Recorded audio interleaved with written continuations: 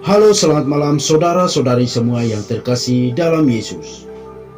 Apa kabar kalian semua? Semoga sehat selalu dan diberkati selalu dan dihalalkan murahnya rezeki yang berlimpah dalam setiap pekerjaan.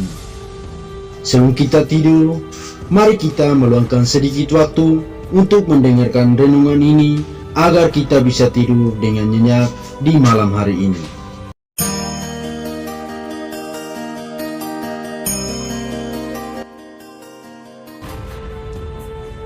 Sebelum kita mulai, mari kita sama-sama berdoa. Dalam nama Bapa dan Putra dan Roh Kudus, amin. Ya Allah Bapa yang Maha Kuasa, puji syukur terima kasih atas berkat yang Engkau berikan kepada kami. Kami memuji nama-Mu Tuhan, kiranya Engkau senantiasa mendengar doa kami. Ya Tuhan Allah, berikanlah kami kekuatan, berikanlah kami ketakutan akan diri-Mu, berikan kami kehidupan, kebahagiaan dalam kewajiban hidup kami. Ya Allah Bapa, puji syukur, puji Tuhan, dalam nama Bapa dan Putra dan Roh Kudus, amin. Renungan ini kita ambil dari Kitab Imamat bab 25 ayat 35. Perlakuan terhadap orang miskin. Apabila saudaramu jatuh miskin, sehingga tidak sanggup bertahan di antaramu, maka engkau harus menyokong dia sebagai orang asing dan pendatang, supaya ia dapat hidup di antaramu.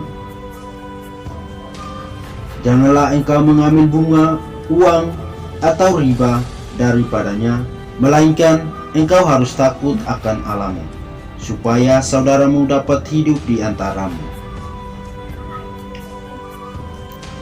Janganlah engkau memberi uangmu kepadanya dengan meminta bunga. Juga makananmu janganlah kau berikan dengan meminta riba. Akulah Tuhan Allahmu yang membawa kamu keluar dari tanah Mesir untuk memberikan kepadamu tanah Kanaan, supaya aku menjadi Allahmu.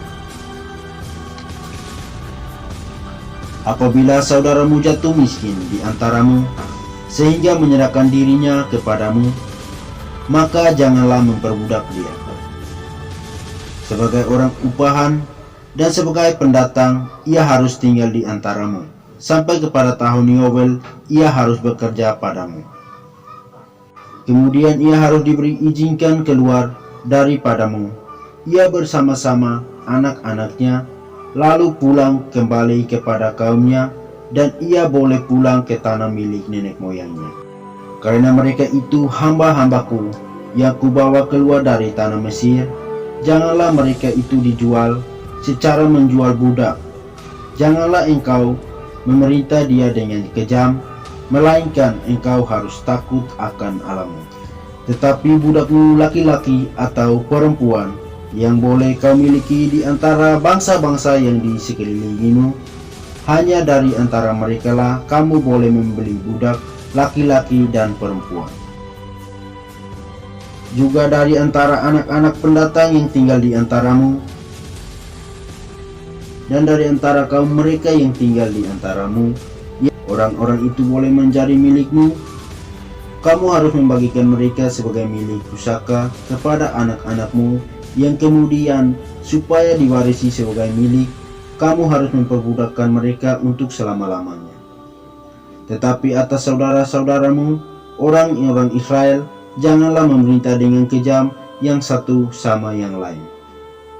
Apabila seorang asing atau seorang pendatang di antaramu telah menjadi mampu, sedangkan saudaramu yang tinggal padanya jatuh miskin, sehingga menyerahkan dirinya kepada orang asing atau pendatang yang di antaramu itu, atau kepada seorang yang berasal dari kaum orang asing, maka sesudah ia menyerahkan dirinya, ia berhak ditebus, yakni seorang dari antara saudara-saudaranya boleh menebus dia, atau saudara ayahnya, atau anak laki-laki saudara ayahnya, atau seorang kerabat yang terdekat dari kaumnya. Bersama-sama dengan si pembelinya, ia harus membuat perhitungan, mulai dari tahun ia menyerahkan diri kepada orang itu sampai kepada tahun Yobel.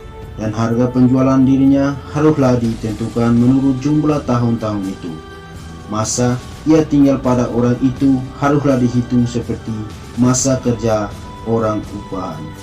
Jikalau jumlah tahun itu masih besar, maka dari harga pembelinya harus dikembalikan sebagai penebus dirinya menurut jumlah tahun itu.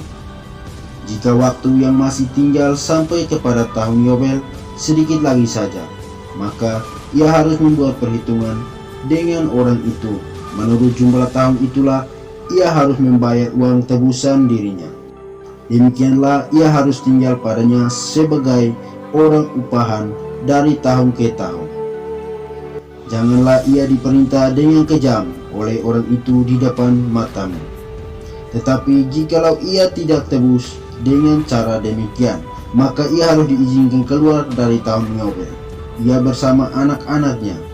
Karena padakulah orang Israel menjadi hamba. Mereka itu adalah hamba-hambaku yang kubawa keluar dari tanah Mesir. Akulah Tuhan Allahmu.